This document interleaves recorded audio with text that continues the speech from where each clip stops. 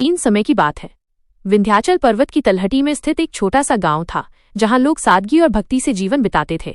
गांव के बीचों बीच एक प्राचीन मंदिर था, जिसे लोग देवी का दरबार कहते थे। कहते हैं कि वहां मां दुर्गा की मूर्ति स्वयं प्रकट हुई थी। गांव में हर साल नवरात्रि के अवसर पर भव्य मेले का आयोजन होता था।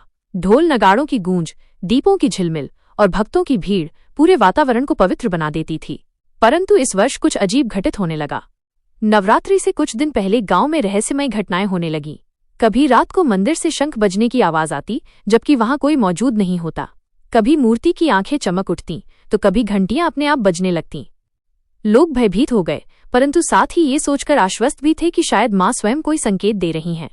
गांव के बुजुर्ग पंडित हरिदास का मानना था कि ये कोई साधारण घटना नहीं है। उन्होंने बताया कि 100 वर्ष पहले यहाँ रूरू नामक राक्षस का आतंक था।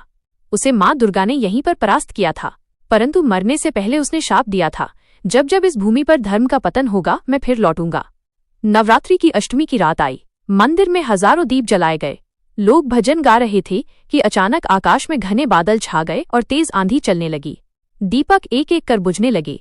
मंदिर का द्वार अपने आप बंद हो गया। लोग सिहर उठे। अचानक मंदिर के भीतर से भीषण गर्जना सुनाई दी। ऐसा लगा मानो कोई अदृश्य शक्ति प्रकट हो रही हो।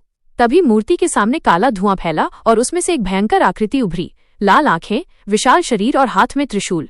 वो कोई और नहीं, रूरू राक्षस की आत्मा थी। गांव वाले भय से कांप उठे। रूरू ने कहा, ये भूमि अब मेरी होगी, कोई मुझे रोक नहीं सकता। तभी मंदिर की घंटियां अपने आप इतनी जोर से बजी कि पूरा गांव गूंज उठा। मूर्ति की आंखों से तेज प्रकाश निकला और देखते ही देखते मूर्ति जीवंत हो गई। मां दुर्गा प्रकट होकर बोली, अधर्म चाहे जितना भी प्रबल हो जाए, धर्म की विजय निश्चित है। रूरू ने मां पर आक्रमण किया। कभी वो अपने विशाल त्रिशूल से प्रहार करता, तो कभी आग उगलता, लेकिन मां दुर्गा ने अपने शेर पर सवार होकर उसका सामना किया। एक भीषण युद्ध आरंभ हुआ, जो कई घंटों तक चलता रहा।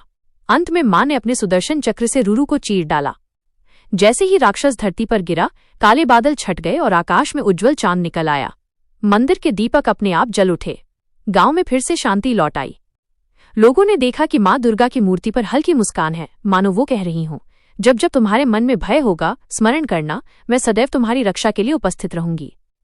उस दिन के बाद से गांव वाले हर नवरात्रि न केवल पूजा करते, बल्कि उस रात को विजय रात्रि के रूप में मनाते। उन्हें विश्वास था कि मां दुर्गा केवल मंदिर में ही नहीं, बल्कि उनके हर आह्वान पर